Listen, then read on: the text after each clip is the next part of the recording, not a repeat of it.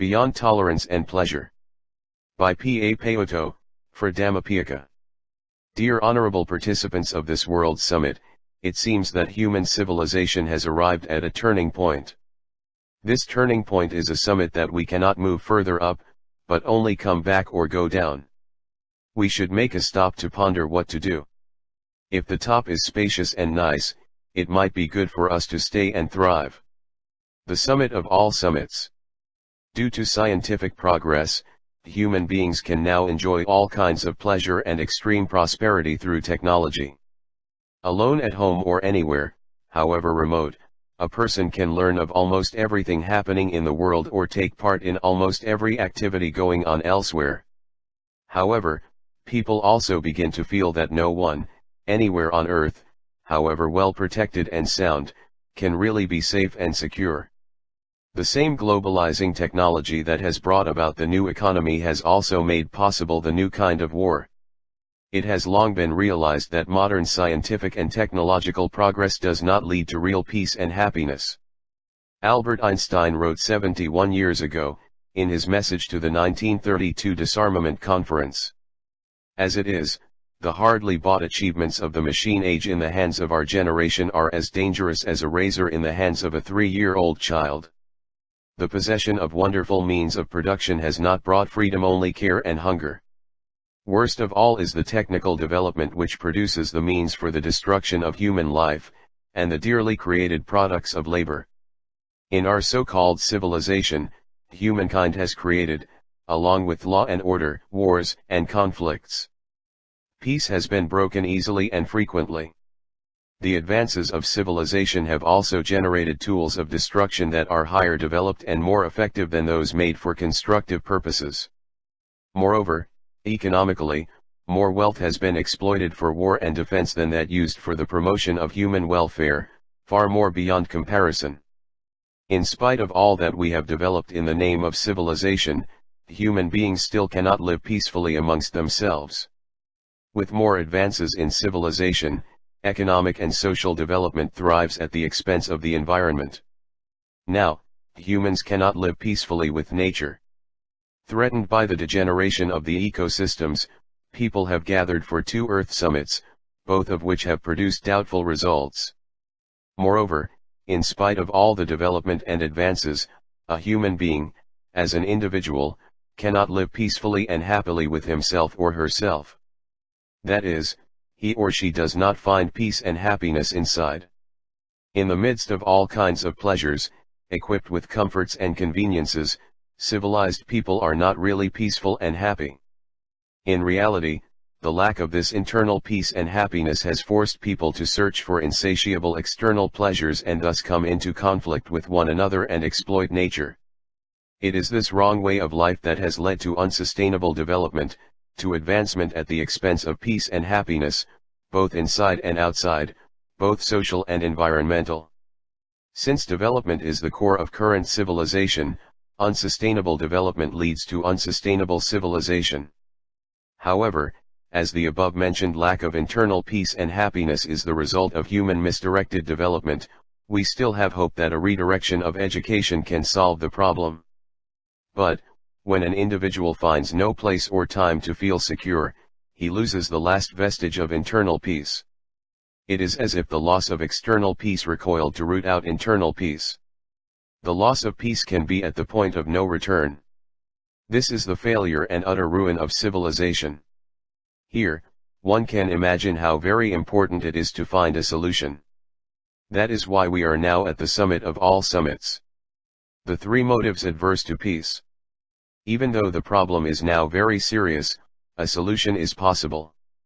Before all else, it must be realized that internal peace of mind is the foundation of external world peace.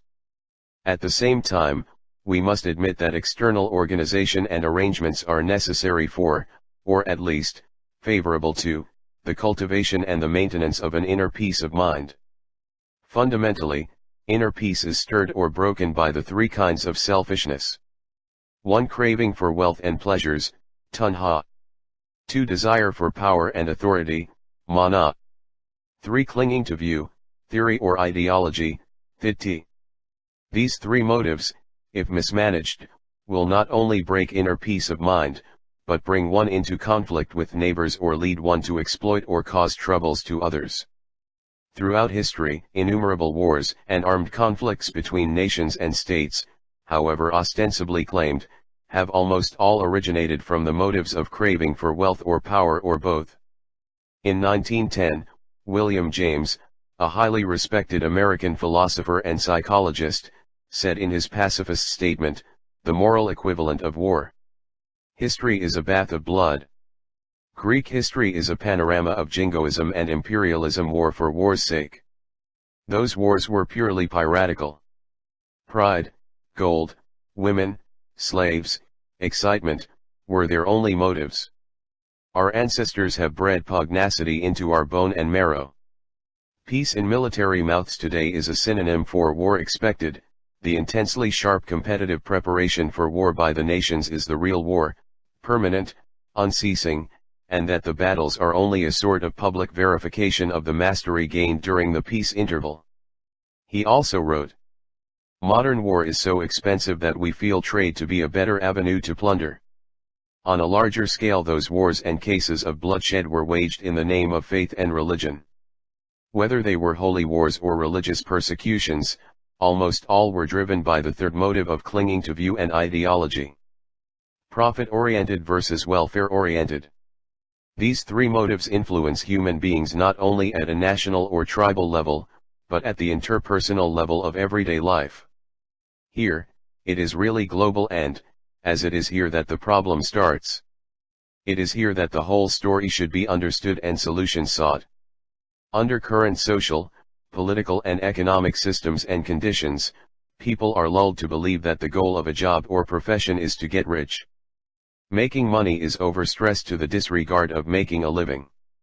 Even making a living is a personal end of an occupation, whereas each occupation has also a social end, that is, to serve society or to benefit other people. For example, making a living is the personal end of a medical doctor in doing his or her profession, but the medical profession also has the social end of curing people of disease or keeping them healthy. In reality, it is the social end that is the real result and true objective of the occupation. The personal end of earning a living is only a secondary result, a byproduct. Obviously, if members of a profession are true to the primary objective of their work, there will be a peaceful relationship between professional people and their clients. Society will benefit from this and peace will prevail. In the opposite way, if professional people and job holders, in disregard of the primary objective, make money to satisfy their personal ends, they will surely try to take advantage of their clients. They will not be true to their job or profession and will be insincere in their work. There will be problems in personal relationships and, in the long run, all of society suffers. In the course of globalization, there have arisen a large number of multinational corporations. In international competition, most of them are seemingly compelled to be profit-oriented. To expand their trade or even to sustain market operations, many of these corporations tend to depend on the structure of international economy in which, through unequal exchange, developing countries are kept as sources of cheap raw materials and as markets for their expensive finished products. This process is, in turn, kept by indulging people of developing countries in consumerism and making them non-productive recipients of assistance. Certainly, this is a kind of exploitation and taking advantage of the underprivileged, which is not conducive to world peace. As all know well, wealth and power go together and are interdependent. It is easy to imagine how the amassing of wealth is intertwined with the pursuit of power. In the above-mentioned state of affairs, there is a fear of world domination rather than a hope for world unity. And in an atmosphere of distrust and suspicion, peace will naturally never prevail. To bring peace, there must be right understanding and right intention in action at all levels. For example, everyone must realize the fact that the true primary objective of an occupation is to do something for the benefit of other people or to meet some social end. At least, personal gains and social ends must be in balance. Businesses should be more welfare-oriented. No happiness without peace, no peace without freedom. In the final analysis, peace begins in the mind and happiness is its concomitant. Thus, one who has peace of mind finds happiness in every place. This inner peace and happiness also asserts itself in everyday life and activities, so that the person lives peacefully with his or her neighbors. Also, he or she readily appreciates the peace and beauty of nature, feeling happy to be in the midst of the natural environment.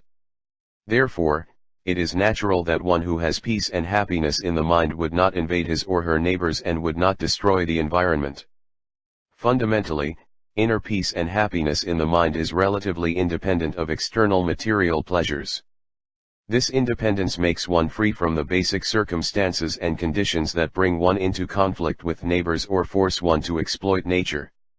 On the contrary, peace and happiness inside enhances the happiness in friendly relations with one's neighbors and nature, thereby contributing more to the preservation of peace outside. It is a pity that people in this age of globalization mostly led their lives independent ways. Instead of human development towards independence and freedom, they make progress in the way of causing their lives to be more and more dependent. For them, freedom has a narrow and often dubious meaning. By freedom they understand only social, economic, and political freedoms such as freedom of speech and free enterprise. They think of being free as doing what they like or want to do.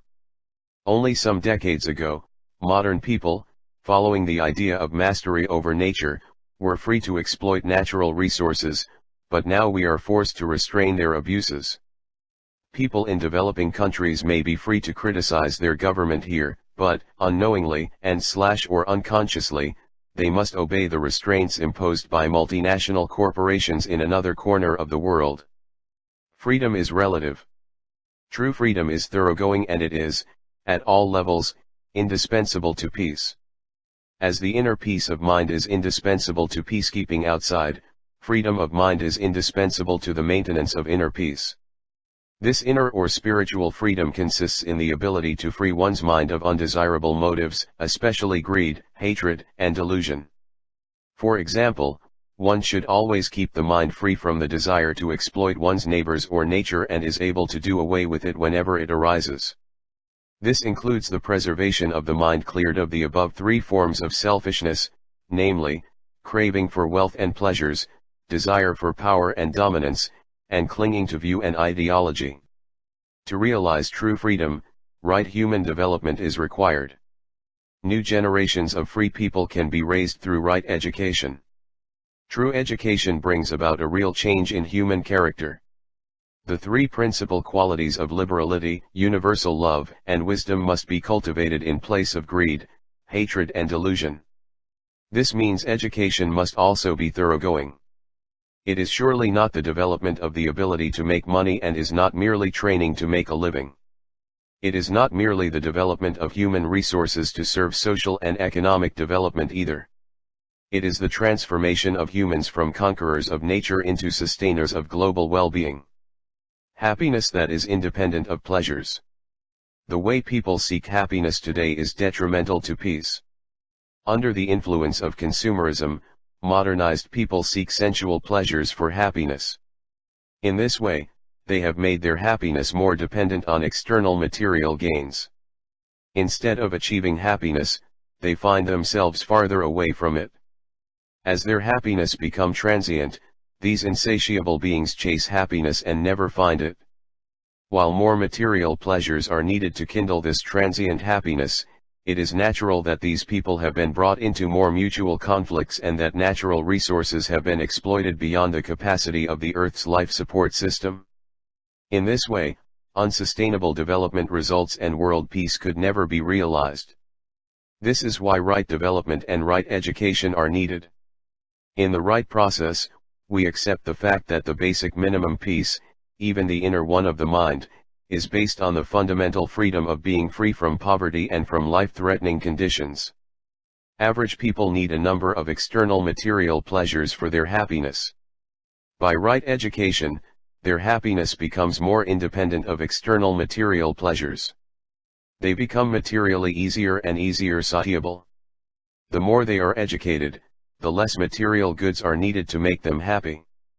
At the same time, as they become materially more productive and less is needed to satisfy their material desire, they have larger surpluses of material goods for supplies to help their fellow beings, to further social well-being and to support cultural, moral, intellectual, and spiritual advancement of the humanity. In this system, the truth of relativity and interdependency is applied. Here we see the relative and interdependent relationship between human development and freedom, and that between material prosperity and spiritual accomplishment. One point of significance is that economic success is treated here as a means, not the goal. The more one is educated, the more one's happiness is independent of material pleasures. And the more one is developed, the more material surpluses society will have to sustain global well-being and the noble progress of humanity. Described above is the way to bring lasting peace to the world. Without a doubt, religious and spiritual institutions have important parts to play to achieve this goal. The middle way to establish peace. It is for the purpose of solving human problems that religions came into existence. Religion has been, throughout history, a potent force behind world events. Fundamentally, religion identifies itself with the role of delivering people from fear of the unknown or from the suffering of mundane life. In playing this role, religion works towards creating peace both inside and outside. The fundamental inner or spiritual peace is often emphasized more than the external one. However, out of the motive of clinging to view or ideology, religious institutions and religious people have caused innumerable breaches of peace. A long list of religious wars and persecutions can be recited. Only through hard struggles has the current civilization secured a degree of religious freedom and tolerance. Surely, the maintenance of world peace would not be possible without universal respect for religious freedom and the observance of this tolerance. In spite of all the measures recommended and decided upon by the UN, breaches of peace on account of intolerance are sporadically witnessed. It seems that much more needs to be done to make sure that world peace can be strengthened. Even the concept of tolerance has yet to be clarified. There is a tendency to go to one or the other of two extremes. One of these extremes is the attitude of monopolizing truth to the point of strangling people. This is, of course, intolerance, which may go so far even to be bigotry or fanaticism.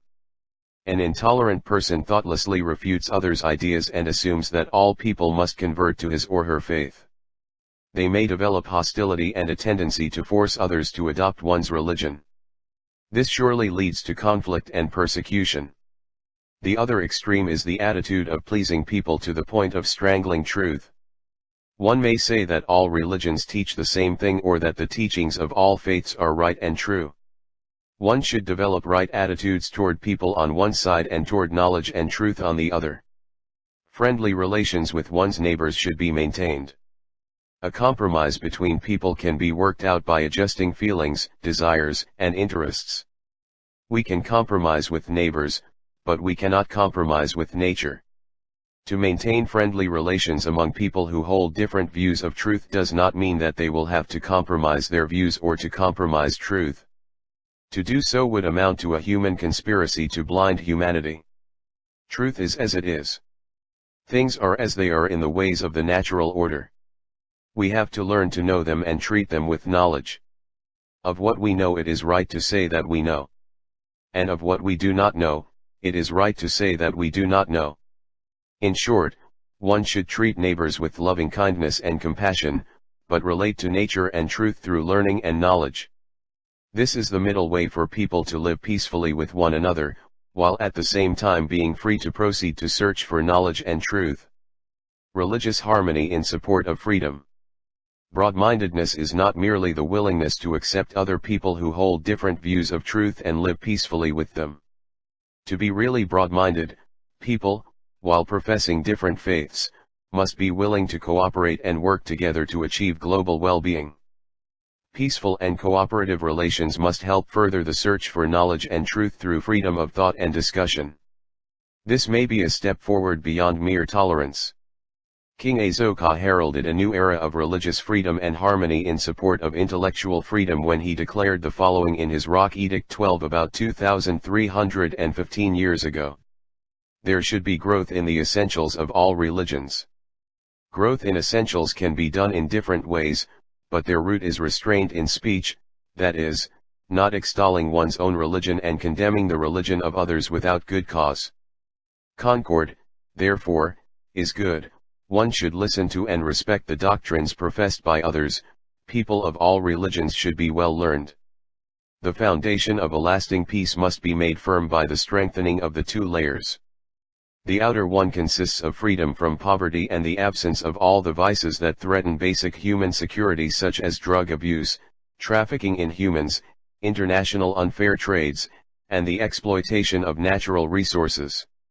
Supported by favorable external conditions, the inner layer of inner peace and freedom, on which the outer one rests, must be reinforced. This can be achieved only through right human development that creates truly free humans whose development is assessed on the basis of the ability to enjoy inner peace and independent happiness. These free people, whose happiness is relatively independent of external material pleasures, enjoy, amidst peaceful and friendly relations with their neighbors of all the faiths, the freedom of searching for knowledge and truth. Only on such a sound foundation can the perfection of the individual life be realized and the nobility of human civilization be attained. It is the construction of this lofty foundation that the UN, assisted by or in cooperation with religious and spiritual leaders of all faiths, should carry on to assure the achievement of world peace. Thank you.